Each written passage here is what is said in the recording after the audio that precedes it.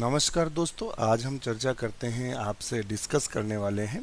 जो आज का हमारा टॉपिक है वो है बायोटेक्नोलॉजी और जेनेटिक इंजीनियरिंग। बायोटेक्नोलॉजी और जेनेटिक इंजीनियरिंग से अभी तक उन सारे प्रश्नों को हमने सम्मिलित किया है जो टीजीटी, पीजीटी, केवीएस, एनवीएस, जेएसएसबी, इसके अलावा आपके पीसीएस और असिस्टेंट प्रोफेसर बॉटनी में पूछे गए प्रश्न हैं। तो शुरू करते हैं आज का वीडियो। उससे पहले रिक्वेस्ट, चैनल को लाइक, सब्सक्राइब और अपने दोस्तों के साथ शेयर करना ना भूलें। तो शुरू करते हैं, देखते हैं क्वेश्चन क्या है। An example of artificial chromosome vector is, कृत्रिम क्रोमोसोम वेक्टर का एक उदाहरण है तो वो है फॉस्मिट। क्या दिया है? फॉस्मिट दिया हुआ है।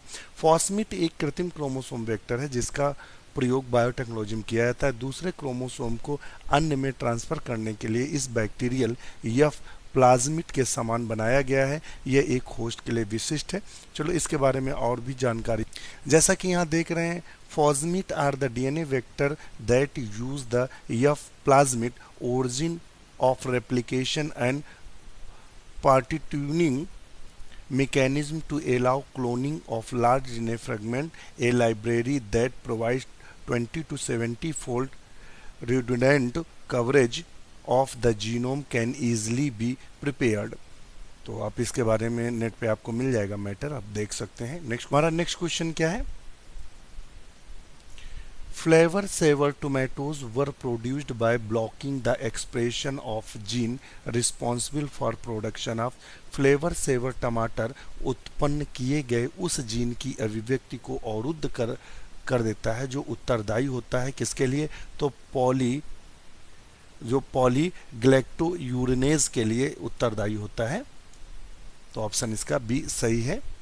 नेक्स्ट क्वेश्चन देख लेते हैं। Technique of suit tip culture was develop by, प्रारूप शीर्ष संवर्धन की तकनीक विकसित की गई, किसके द्वारा विकसित की गई थी? तो वो विकसित की गई थी मॉरेल और मार्टिन के द्वारा।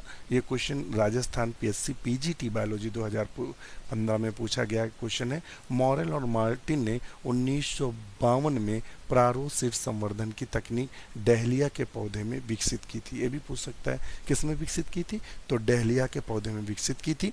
प्रारूप शीर्ष संवर्धन का उद्देश्य वायरस मुक्त पौधे उत्पन्न करना है। हेबरलैंड ने क्या किया था?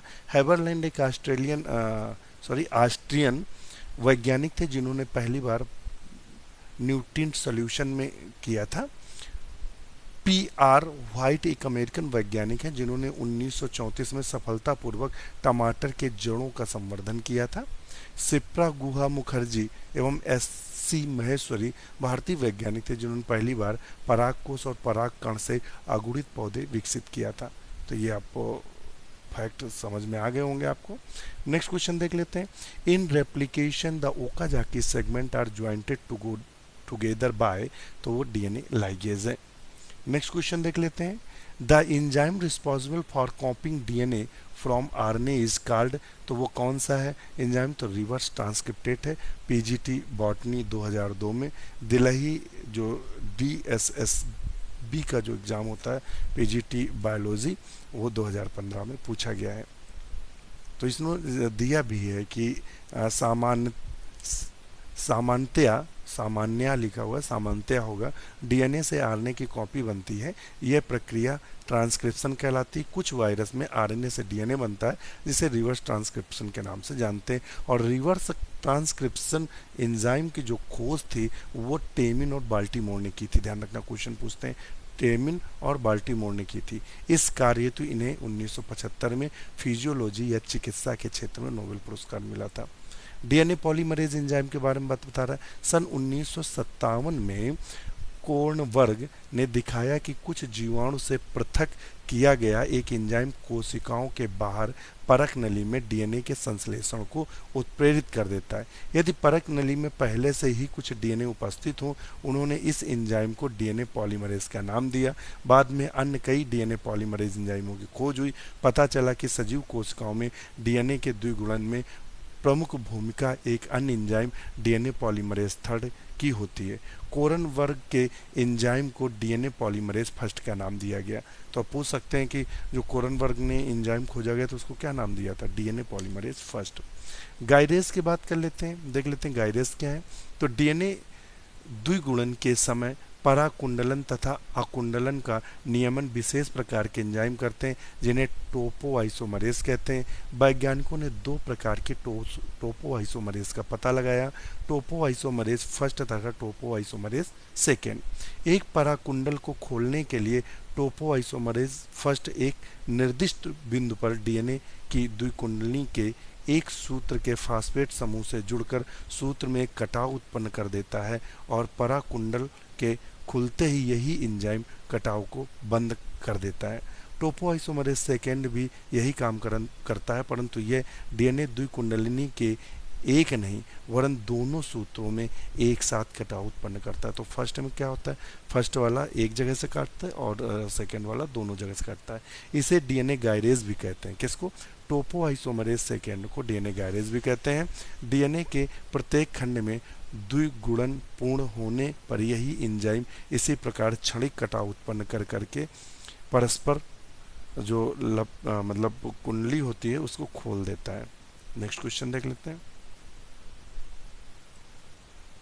A genetically identical population of plant raised from single plant is termed as एक ही पादप से प्राप्त आनुवांशिकता समरूप पादपों की समष्टि कहलाती है। तो वो क्या कहलाती है? तो आप सब जानते हैं, वो क्लोन कहलाती है। नेक्स्ट क्वेश्चन देख लेते हैं। हाइब्रिड भी ध्यान रखना, जब दो भिन्न भिन्न गुणों वाले दो प्रोटोप्लास्ट दूसरे जात के प्रोटोपाल से मिलकर जो संकर बनाता है उसे दैहिक संकर कहते हैं। इस क्रिया को प्रोटोप्लास्ट बिना न्यूक्लियस के भाग लेते हैं, ये भी ध्यान रखिएगा। ग्रिफिथ एक्सपेरिमेंट विद द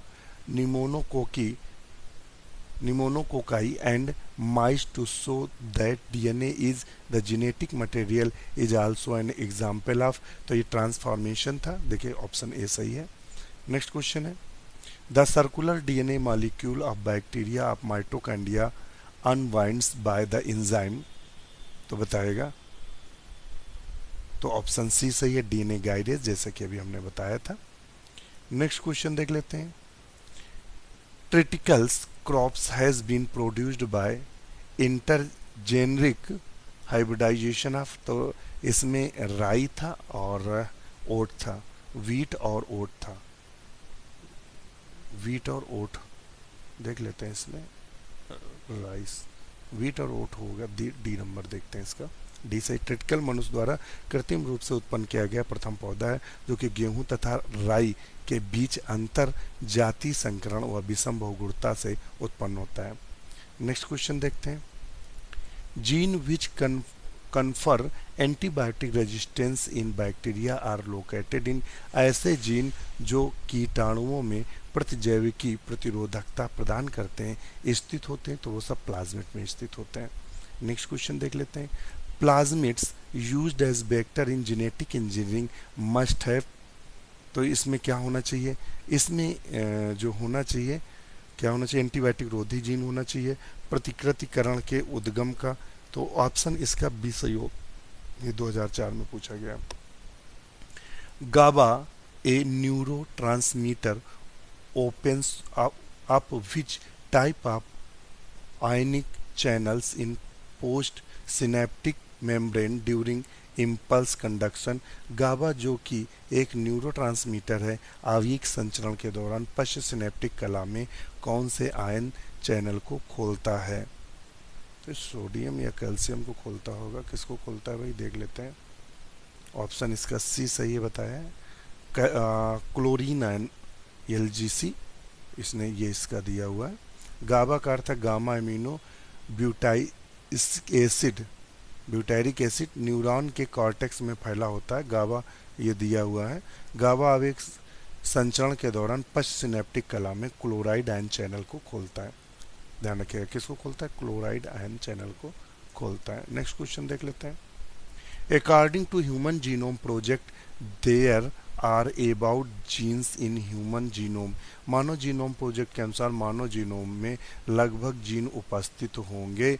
तो ऑप्शन इसका सी सही है, 30,000। नेक्स्ट क्वेश्चन देख लेते हैं। Which of the following has maximum capacity to carry the foreign gene as a vector. निम्नलिखित में से एक वाहक रूप में बाह्य जीन को वाहित करने के क्षमता सबसे ज़्यादा होती है, तो किस में होती है, तो वो है याक पे को एक वेक्टर के रूप में बाह्य जीन फॉरेन जीन वहित करने की क्षमता सबसे ज़्यादा होती है, YAC, ध्यान रखिएगा। नेक्स्ट क्वेश्चन है RFLP pattern is used in, तो ये किस में यूज़ किया जाता है, तो ये यूज़ किया जाता है फिंगर प्रिंटिंग में, ये हमने आपको बताया था। नेक्स्ट क्वेश्चन देख लेते हैं। The process of arranging various DNA pieces size wise is called, electrophoresis बोलते हैं या PCR बोलते हैं या नॉर्थन ब्लॉटिंग बोलते हैं या जेल इलेक्ट्रोफोरेसिस बोलते हैं, तो यहाँ होगा जेल इलेक्ट्रोफोरेसिस। नेक्स्ट क्वेश्चन देख लेते हैं। The DNA polymerase which is used in PCR is derived from, PCR में प्रयुक्त DNA पॉलीमरेज किस जीव से प्राप्त किया जाता है, तो वो थर्मस एक्वेटिकस से प्राप्त किया जाता है। ये क्वेश्चन हमने बताया था और इसको टेक्निक किसने दिया था, कैरी मुलस ने दिया था। तो आज के लिए इतना ही। वीडियो कैसा लगा कमेंट्स करके ज़रूर बताइएगा। इसी के साथ नमस्कार।